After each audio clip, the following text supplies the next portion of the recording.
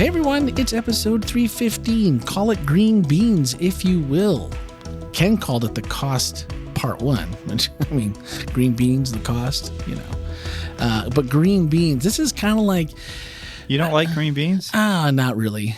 Not really. Brussels sprouts, I hate them equal. I love Brussels sprouts. Really? You and my daddy get along good. He eats them on purpose. Roast them up with a little bit of garlic, a little bit of I know, Heather does that too. Wait, am I on the right podcast? Like, I'm not prepared for green beans. What is green beans?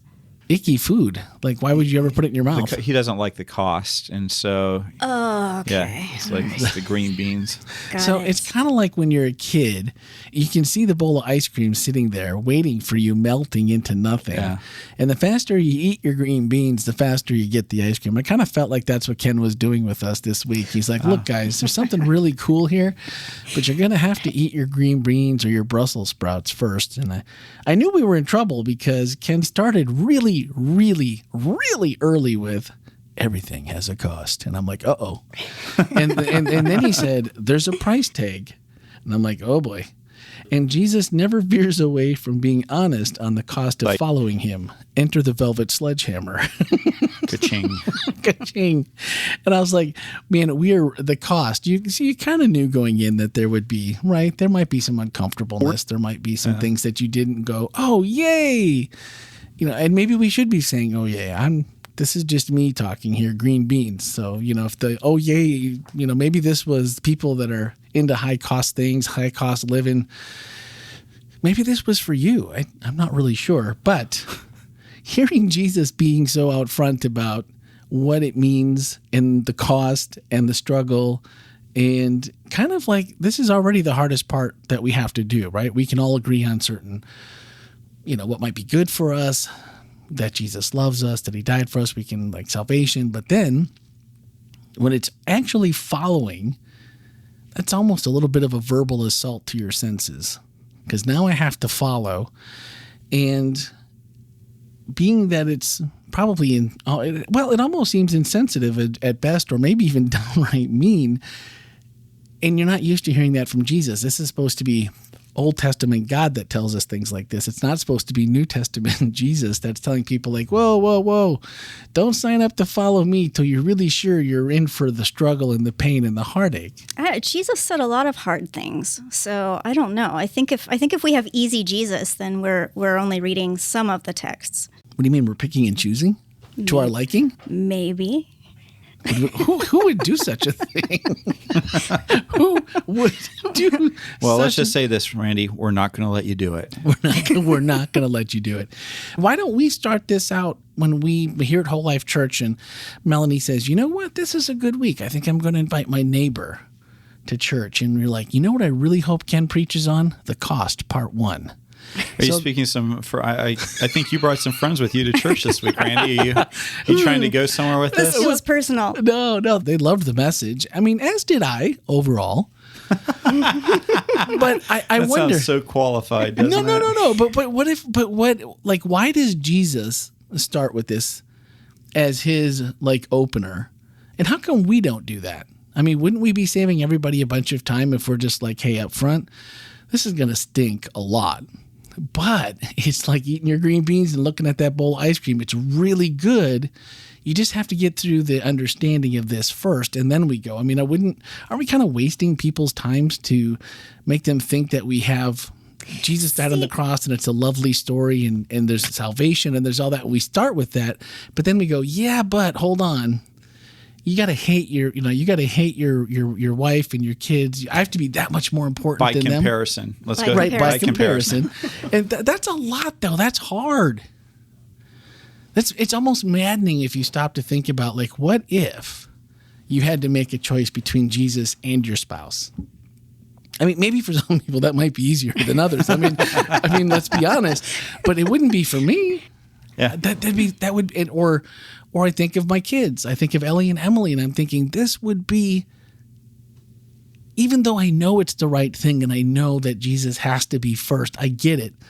But that's just not warm and fuzzy to lead with. And honestly, I don't always know what decision I would make. Because I'm pretty sure I'm not going to make the right one more times than I'm not. Honestly, I don't know that God is asking you to choose between Jesus and your kids. I think it's just a matter of who's first. And if you are choosing the principles of Jesus first, that's going to make you a better father to your kids. That's going to make you a father who can ask for forgiveness when you make mistakes. That's a father who's going to be, more patient with your kids. I don't know necessarily that it's like, Stanley mentioned the hanging off the cliff and here's Jesus and here's the kids. I don't know that that's a typical experience. But for someone who has no walk to start with, or only knows what they know from what they've seen, what they've heard, maybe from a friend, maybe they were, went to church as little kids, it seems daunting. And it just seems like, maybe we're doing it backwards. Maybe we should start with this and people can just go, yeah, you know what? I don't know that that's really for me. Because, right, there's not, the narrow path has few and the other path has many. So does it matter which? Well, eventually I think we should let Ken say something. But this is not a game show, Randy. It's not like, do you want Jesus or what's behind door number 3? Or do you want your kids or do you want what's behind door number 3? This is, it's a process and it's a relationship. Ken? he's looking I'm at. just enjoying this. This is some good stuff. No, yeah, no, well, I don't know. I think that God has a way of leading us in the amount of hardship that we can handle as we go along, and I think that we, none of us enjoys hardship, but it's also hardship is often the things that make us grow and that bring spiritual muscles into our life, just the same way that weight rooms have a way of bringing physical muscles into our life. Nobody likes going back to Puck's sermon 2 weeks ago. This is one of the reasons why people quit going to the gym so early, because they don't count the cost. They think about the outcome they want, but they don't think about what it's going to cost them time-wise, emotionally, physically to go back to the gym and to actually put the time in, the effort in.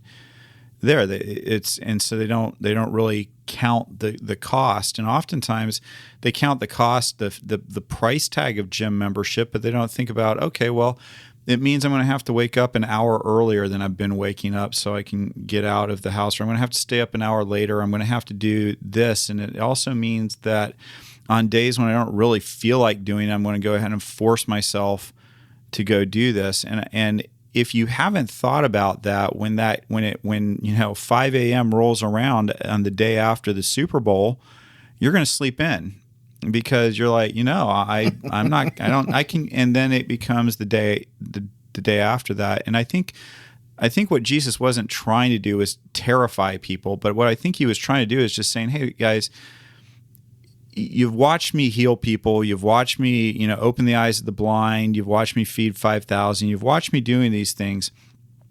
But I don't want you to get so caught up on that you forget that there also is a price.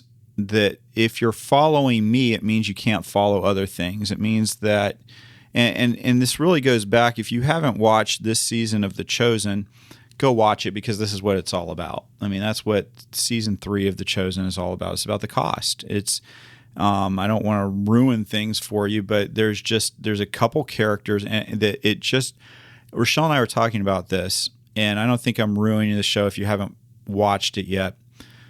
But I'm walking carefully here.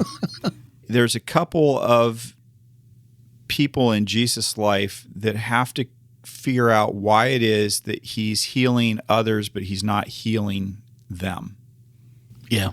And Rochelle and I were talking about this after watching this, and neither one of us had really ever stopped to think that outside of Peter's mother-in-law being healed, you don't hear any real stories of Jesus healing any of his other disciples or anything major in their lives. That all these people are people that are kind of on the periphery, people who are in the crowd, and it really, hit home for me in a special way, because I think there have been a number of times as a pastor where this is a second, third vocation for me. And I kind of went into it thinking, well, God kind of owes me one here. I mean, I've taken a pay cut. I know I could make more doing something else. I could, I had this. And so, God's going to go ahead and make sure that my kids are taken care of. God's going to make sure that I have, that the tires on my car don't wear out or, as often. I don't get I don't have to replace them because it gets a nail in the sidewall instead of the middle, And so when things started going wrong, I was like really upset with God. I was like, I'm out here working my tail off for you, and where are you at? Why aren't you? I'm doing my part, and I'll do yours. Take care of me. Watch out for me. Yep. And God and I had to really have some conversations about it. Tim Keller's book, The Prodigal God, became one of my favorite books ever because it really helped me with that when I was going through some of that in my career. And so I think we have to count the cost. I think Jesus just wants us to understand that just because we're his disciple doesn't mean that things don't just go perfectly in our life, and that every time that he's not the magic genie that we get to bring out of the bottle to resolve all the problems in our life that are going wrong. That he said he'll never leave us or forsake us, but that doesn't mean that nothing bad happens. It just means he's there with you while it happens, which makes you even more angry because you're there. Do something. And that can be a frustrating thing. I think that's a good point, because I think about, and maybe I've been guilty of this at times too, but not only, when you start to follow Jesus, not only do you feel like there shouldn't be a cost, but that maybe you should be exempt from all the other costs of being alive and living. And I think sometimes we make promises on God's behalf. God's going to take care of this. God's going to take care of that. You're not going to have to worry about this. You're not going to have to worry about that. And those are not checks that God has ever signed. We still have to be alive on this planet. And it doesn't mean, like you said, it doesn't mean that we're alone here. But it also doesn't mean that we get to check the the exemption box. It doesn't mean we get to say, hey, no, I'm with the band. I get backstage privileges here. But there's a cost to being alive. And I think when we look at the cost that comes with Jesus. Randy, you were saying, I'm not going to look at a cost and cheer. Well, I can give you an example of when you might look at a cost and cheer. And that is if I say, hey, look at this fantastic 55-inch screen, monitor for your computer. I'll sell it to you for $10. Well, then you're going to be like, yes. That's one example of you saying, wow, this cost is fantastic. There's already a cost to being alive. But when you accept a cost that comes with being a follower of Jesus, then that cost also reconfigures your reality, and it creates a lens through which you evaluate all other costs. I really like that, Melanie, and I think that's part of counting the cost. We tend to look at it the way that we've been talking about, which is like, oh, it's $1 billion, it's a huge cost. I think the other part that Jesus would love for us as we spiritually matured is to think, wow, that's a good deal. Count the cost. That's actually a pretty good deal. I mean, a little bit of suffering or a lot of suffering compared to friendship with God and eternity with God, that's a pretty good deal. And the hard part is that in the moment, it doesn't feel like a very good deal. It's like, it's when you're in the, when you've got some medical issue that that's causing you pain, and you have to, I had Achilles surgery, and it was a good 6 months of rehab and not being able to put any weight on it for 3 months, and 6 weeks no weight, and then another 6 weeks after that of walking around in a boot, and then and then it was. I can almost remember the exact moment when I realized I was running again for the first time without feeling terrified that something bad was about to happen. Man, I didn't enjoy going through that, but man, I'm glad I had the surgery. It was a lot better than where I was at. It was worth it. But when you're in the moment, when you're doing the physical therapy, there's a cost. There's a cost to getting better. Yeah. Well, I'll stop playing devil's advocate now. And, you Because he doesn't need one, Randy. eat your green beans, eat your Brussels sprouts, just be quiet. No, I'm just kidding. No, well, you kind of have to when the kids are watching. But, and you know what? But it's easy to talk tough when things are not. No, of course it is. Awful. But for anybody out there who is just going through it with God right now, that you feel abandoned. You feel like the cost is not worth it, and you hear us talking like this, and you just want to bang your head against a wall. I just want you to know we've been there. There's not a person in this room who hasn't been there, and you are not wrong to feel angry, to feel hurt, to feel lonely, to feel abandoned. You're not wrong to feel those things, and God doesn't get mad at you for that. Those feelings that you're going through. All God's asking you to do is to hang on. For me, it's that Jacob hanging on to the feet of who he was wrestling with, and I'm not going to let you go until you bless me. And so I just want you to know, if you're going through it, I don't say this stuff glibly and think that like this is some kind of easy, the cost is, it's so worth it. It's so wonderful. If you're in the middle of the loss of people you care about, if you're in the middle of financial hardships, if you're in the middle of wondering how you're going to take care of your family, these are real things, and it's painful, especially I know people who've given up jobs because they felt like God had called them to do that, and then God doesn't give them another job, and they're like, whoa. That's hard stuff. And I just want you to know, if you're going through that, we're here to walk with you and to be with you in that moment. We're not just slinging this around as if it's some kind of easy, just count the cost and move on or whatever. It's hard stuff, and it's real stuff. And you're not wrong to feel hurt. And I mean, just read Job. Read the way that Job talks to God about, and God doesn't reprimand him for it. He talks straight to Job, but Job's like, I wish I'd never been born. I wish that, it would have been better for me had I'd never seen the light of day. Well, that's somebody going through something hard, and God reprimands his friends, but he doesn't reprimand Job. I think it's important. Well, and I think sometimes we feel like we can have our feelings over here, but we better work them out and get in the right place in order to come be in God's presence or come to church or whatever. And that is not the case for so many different people in the Bible who actually brought their complaints into the presence of God. It is so much easier to work through your anger, your frustration, your grief, all of that. It's so much easier to drag that stuff into the presence of God and say, look at this, look at where I am. And God can handle what you have to say. And I guarantee you, if you read anything in the Psalms, it's not anything he hasn't heard before. That's true.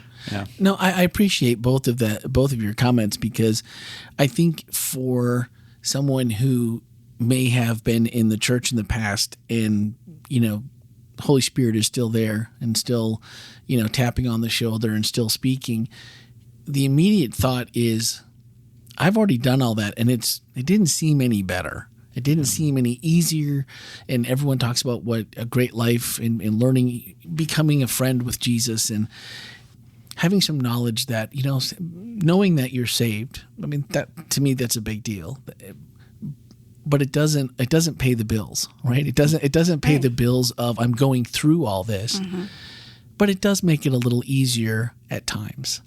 So I think, obviously, starting off playing devil's advocate, it was a lot of how I felt 20 years ago. Like, this completely sucks. This isn't what I signed up for, because I was told all those different things, and yet what the realization came to be was, as you continue to hold on, like Ken said, when things aren't going well, and when things happen that you just can't ever predict, and you're holding on, the relationship, however good or bad or small or big it is with Jesus, is what gets you through. And it is what's better than when you have nobody literally because I've been in both places, and it's definitely a better place. And it wasn't, and like you said, I love it how those were checks he didn't say he was going to sign, and I think that's important to know, but also to know that it is better.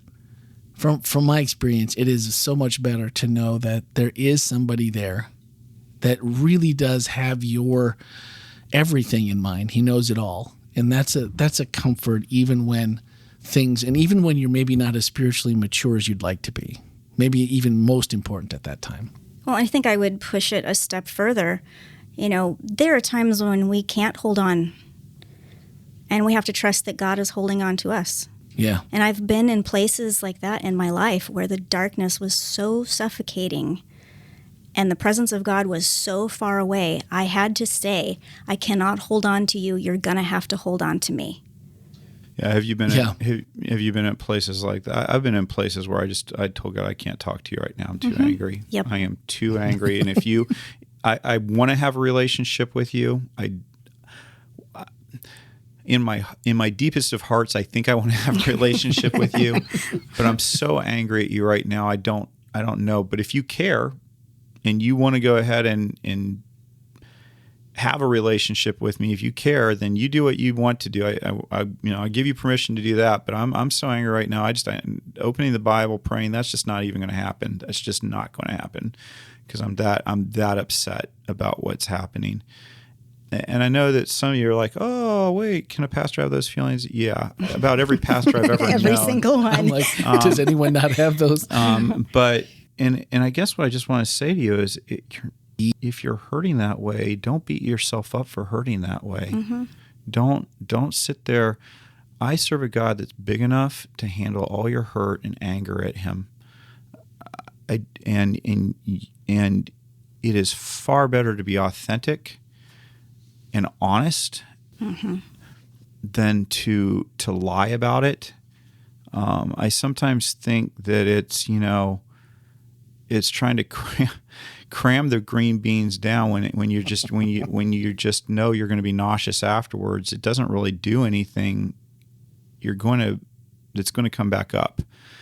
And I guess that's my point. Is I think sometimes we try to force people to have an experience with God that they are in no way, shape, or form prepared or able to have. Mm-hmm. And sometimes that's us trying to force ourselves to do something that it's just not there. Well, that's what I appreciate about the podcast conversations is, there's no way you can do this every week in front,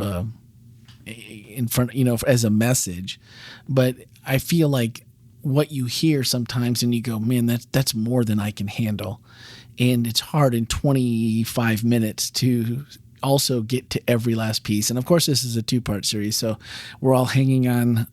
We're waiting for the ice cream, Ken. That's right. Well, there better be ice cream this week, mister. But what if I give you a penny? Well, I don't know how much ice cream that buys these days, but I'm guessing not a whole lot. But anyway, but I appreciate the fact that you can, because I think we hear people want to be positive in church, right?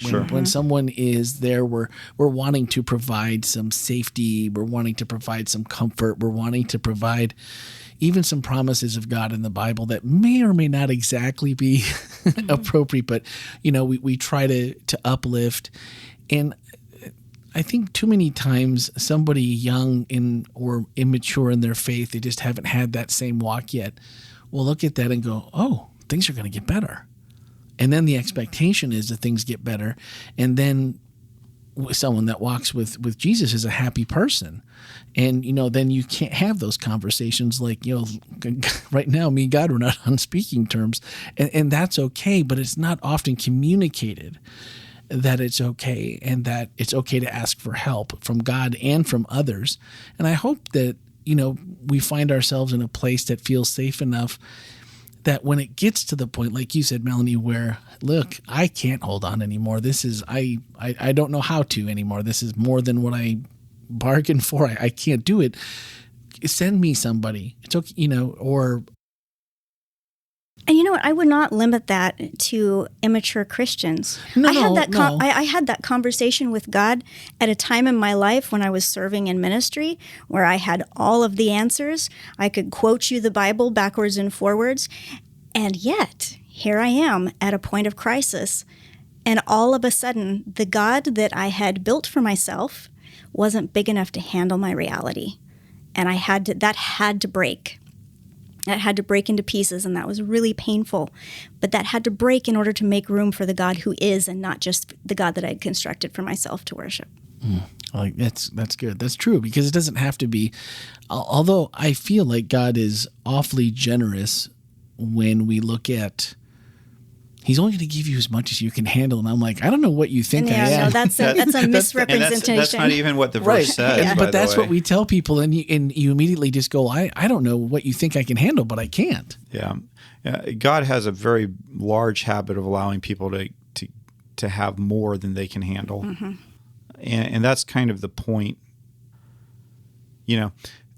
If you're talking about any kind of special forces, whether it's the Rangers or the Navy SEALs or Delta Force or anything, one of the things about their training is that they give their people more than they can handle.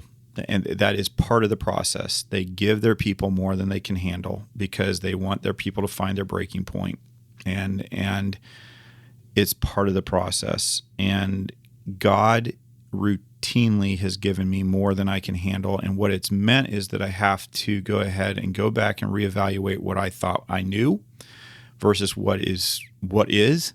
And I've had to go ahead and also realize that there are things that I can't handle, and I just have to turn them over to God. That Ken is not the savior of his own life. He's not the savior of anybody else's life. That's Jesus' role. And God routinely puts more on our plate sometimes than we can handle, God allows more on our plate than we can handle. And the good news is that He's there to be with us through it, and I believe He sees us through it.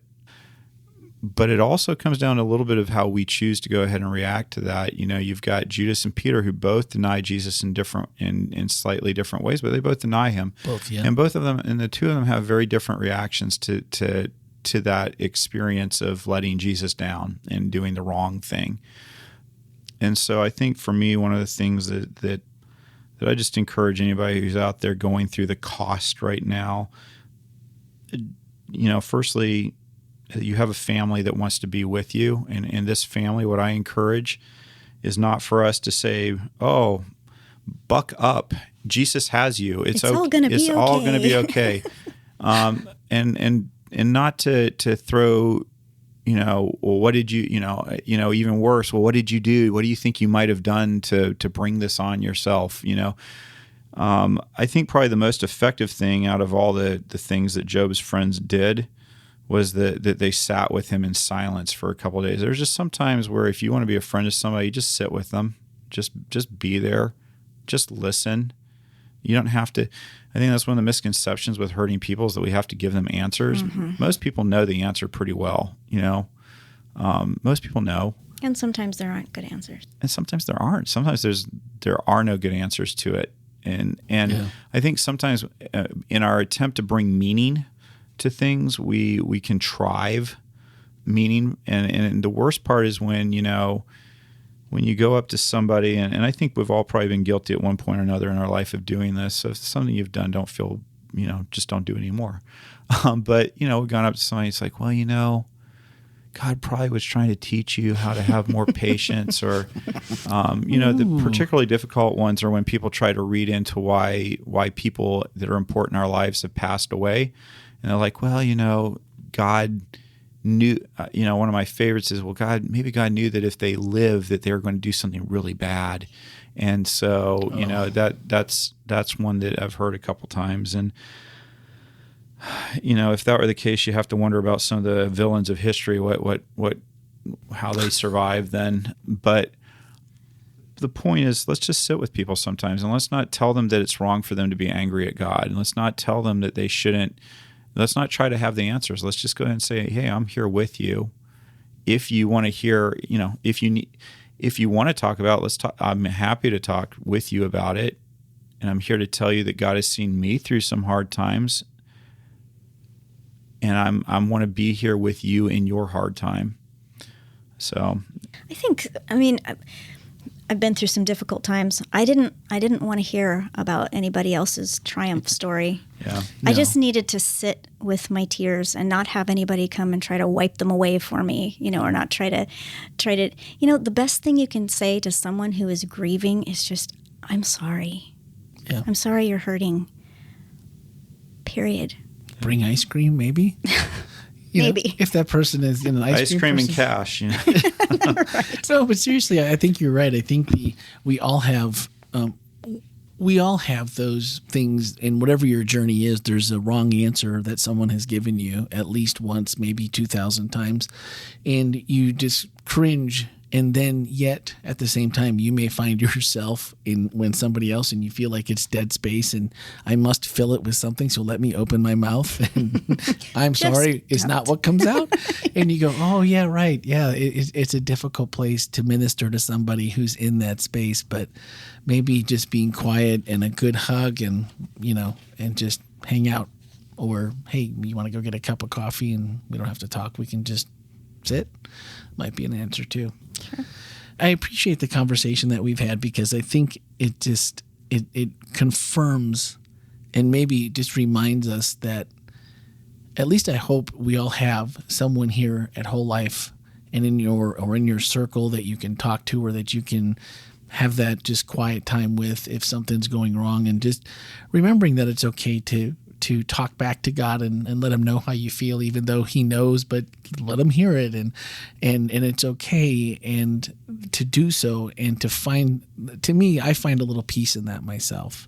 And I found it peaceful when I found out I wasn't the only one that yelled at God, because I was pretty sure nobody else did it. Yeah. And so when you find out that other people are like, oh, wow, Ken was angry with God, or, Melanie was angry with God at one point and went through, something, and to me, you almost then realize that you're just part of the family and you're just like everybody else. And I think there's a certain comfort, at least to me, in that. Well, and also I think it's, if you're new to Whole Life, or if you're looking for a place to find someone to walk alongside you, we have people who are specifically trained.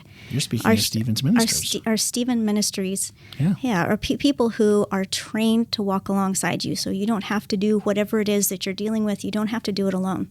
Full confidentiality, and they are amazing. My wife was one, and for a while, and was part of that process. And I just noticed in her own self, after going through the training, you become a better communicator, and you learn how to let your feelings and your empathy show in ways you didn't know you could. And so I could only imagine the care receivers that she had, how well they were taken care of. Mm-hmm. And so knowing that that's something that we have here, it's something to take in. I'll put actually the link to the webpage and the contact information. Everything will be in today's show notes. So if that's you and you need some help, just someone to listen, someone to talk to, we'll put that there, and would encourage you to give it a try. Mm-hmm. All right. We did have a few questions from this past week. Number one question at the top of the list just made my mind. I hadn't looked at this. I missed the top one. It was from T. Cinco. Tammy. So, Tammy, this is our well wishes to you, and hoping that that you're feeling better and you're on the mend, and now officially should be back home. And yeah, just for the record, Tammy went skiing and had a mishap and ended up with a fracture. And so now she had surgery today on that. We mentioned her in prayer this past week, and she texted me and said, that was a little ominous. Could you maybe mention what happened? So people are wondering. So yeah, that's why I decided to fill that in. But anyway, thank you. Yes. T5. Let's hear the amazing question, because I know it's going to be good. The question is, the greatest cost Jesus and his followers paid was within the religious community.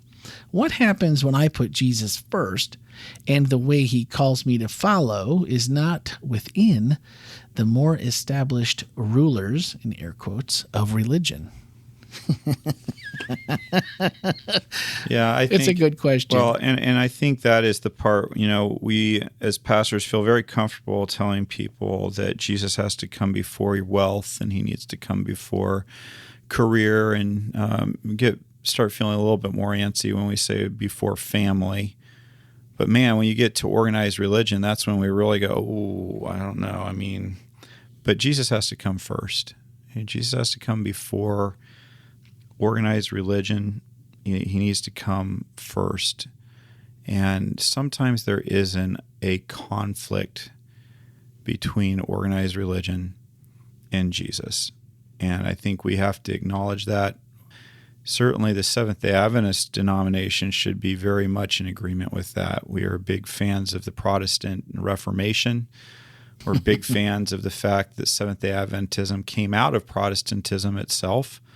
And I think that we should be big fans of the fact that all humans are fallible, and that means that an organized denomination is fallible as well.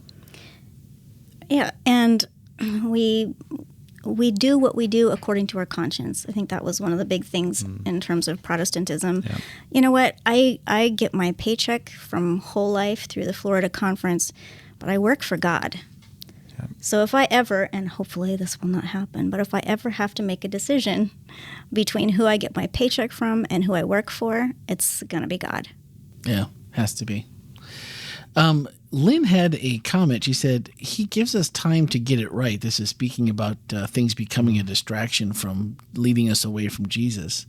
The cost is high, but I believe when those other things and or people become that distraction. But I like the fact that she said he gives us the time to get it right, that he's not going to just leave it go if we're not.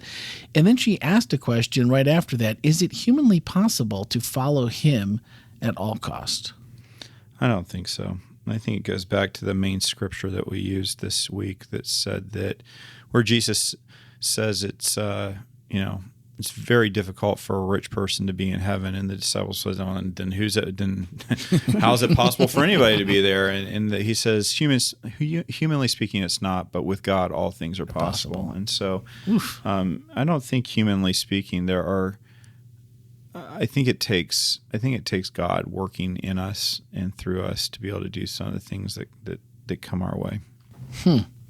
Yeah, it certainly feels like it's not possible, and I think that's we'll take that. We'll take the words of Jesus on that one. It's probably our best bet. Deanna Carr said, "What about the cost of not having Jesus first?" We're talking about costs, and that's not a cost we can ignore either. If we decide that the other is the option we're going to choose, I think that's good. That's a good one to keep in mind because I love it. Either way, comes back to what Melanie said near the beginning of this, is that if you are trying to buy a 55-inch smart TV and you found out it was $25, you'd think that was a good deal, but that is still you counting the cost. Yeah. And so absolutely, I think Deanna makes a wonderful point. Yeah, there. I like that, Deanna. There's a cost either way. You get to choose which cost you wanna pay. I like it.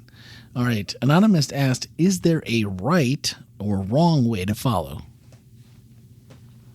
Yes, the right way to follow is to be behind the person you are following. The wrong way to follow is to veer off on your own track.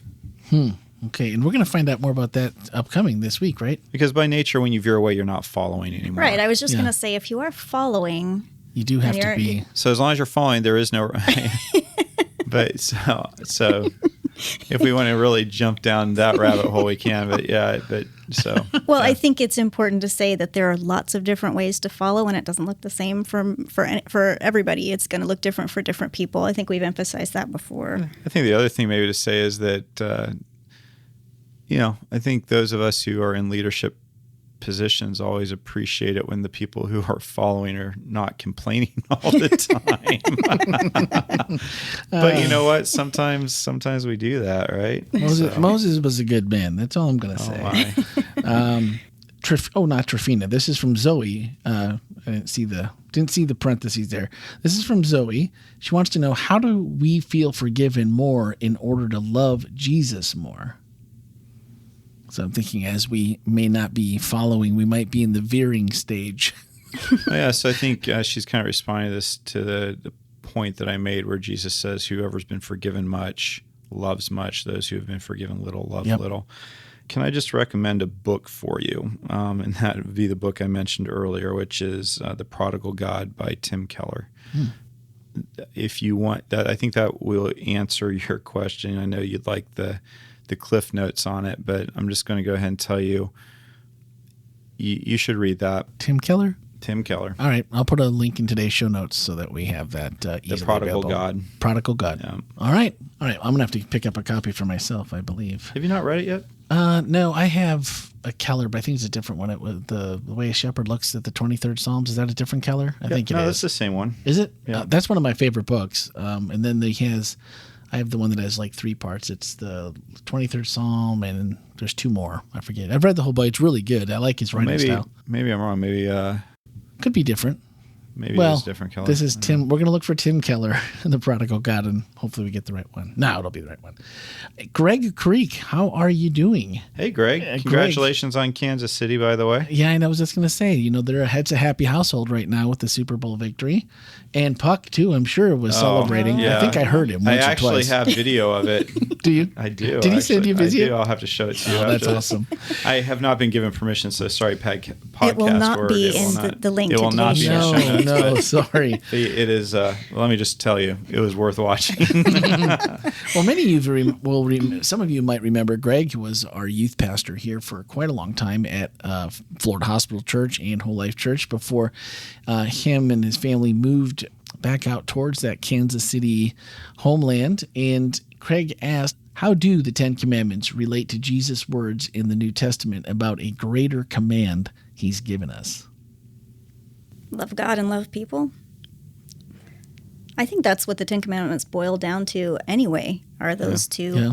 So I think that's just a fantastic summation. And I think it is also maybe even a little more difficult because it's easier to follow rules than it is to have to use your brain and think through what love looks like, love of God and love of people. Or the 10 Commitments, as Zed calls them. Mm-hmm. So it's a more accurate title would be the 10 Commitments, and it's easier to commit to someone than it is to take orders. Yep. So actually, I will. You know what? That's one of my favorite episodes we've done on the podcast. I'll go ahead and throw that in the show notes as well. I think I have the episode number. You're going to need to put the show notes into chapters. I know it's chapters and verses. Chapters and verses. So there'll be a lot of things to look for today. Michael Paradise asked, some Christians say we should not call ourselves sinners because God has made us new creations. Do you think there is a time when we should not call ourselves sinners? That's a part of, within the Seventh-day Adventist denomination, there's a movement called Love Reality that talks a lot about that they don't believe we should talk of ourselves as sinners. I'm not sure where I've landed on that one. I do believe I've been redeemed. I do believe that I am made perfect in Christ's sight. At the same time, there's a part of me that kind of struggles at the idea of not acknowledging the fact that I fall woefully short of where not only God would want me to be, but where I'd like to be in life. And so I guess for me, if you're asking my own personal opinion, for me, I'm at a point where I still feel like the term sinner is not an inappropriate one. I feel like we often use it as this label to shame others, and then in that case, I think it's the wrong thing. But I do think that, I don't know. No, I think it comes down to orientation. I mean, a few weeks ago, you talked about, do we focus on the sin or do we focus on Jesus? Yeah. And I think we can look at ourselves and focus on ourselves as sinners, or we can focus on ourselves as Jesus followers. Yeah. And so I think in terms of orientation, is one term appropriate and one term is not appropriate? I don't think that's necessarily the question. I think the question is one of orientation. Are we going to claim an identity as a sinner, or are we going to claim our identity as followers and then live in that identity? Knowing that the other one still applies. Well said. Right? Well, for some of us, Randy. I resemble that remark. Thank you. And then finally, from our good friend Jahimi, He said, love gets stronger in Christ big time if you believe it. Thanks for the great message today. So I feel like we're missing one question because Stanley teed up one for us. Did he? There was a question about. That was in second service, wasn't it? Yeah, there was a question about whether it's okay. Oh, wait a minute. I think you're right. Let's just press pause here, and I will look online really quick. Hold on. We'll be right back. We'll be right back after these messages from nobody. We are out of time, but there's a really great question. So, Podcast. The podcast is called This is Whole Life. It's available. What's the everywhere question so podcasts people are. can decide whether they want to listen to podcasts or not? So, I like this because this is kind of an unusual question for this topic. But James asks, any advice for young people stressed, finding love that coincides with God and a significant other, as in marry a Christian girl or boy, and any advice for that? Do I have to find someone that's a Christian? I think is what they're asking. So I love that question. I have a strong opinion on this. Woo, all right. And we'll talk about it during the podcast. Excellent. All right, tune in. That comes out Wednesday, right, Randy? All right. Check it out. This is Whole Life. Okay, well, there it is. You heard the question from James. So, Ken, you said you had a strong opinion on this. Strong opinion. What you got? Basically, when it comes to marriage, the more things you have in common, the easier your marriage will be. And what I love to tell folks that I do premarital counseling with is that you can make any marriage work. I really believe that if both people are dedicated to it, and that is the big asterisk on that, if both people are dedicated to marriage, you can make any marriage work. With that said, there are marriages that are like canoeing upstream through rapids, and there are marriages that are like canoeing down a nice river on a nice sunny day. And the more that you have in common with the person that you're marrying, the easier your marriage will be. And the problem is that when you marry somebody who is not a believer, who doesn't share the same faith identity that you have, you are in for some uphill canoeing, upstream canoeing, I guess, probably not the hill. That's really difficult. Because while you're dating, things are great. You can figure out how, I'll watch church online by myself. I'll go ahead and do this. I'll do that. But the problem becomes that when you finally get married and time goes by and then you have children, now suddenly you have strong feelings about the way that your child needs to be reared because you have feelings on what matters in life, and they have a completely different idea. And besides that, even if you don't have children, it becomes difficult after a while to have somebody who completely disagrees with your worldview or even partially agrees with your worldview repeatedly. And it's hard to be in that right direction. And so for me, I just really encourage people to find somebody that shares the values that you have, that shares the worldview that you have. Nobody's going to be perfect. Nobody's going to have the same exactly the same. But the more you can have in common, the more your marriage will flourish and you will enjoy life.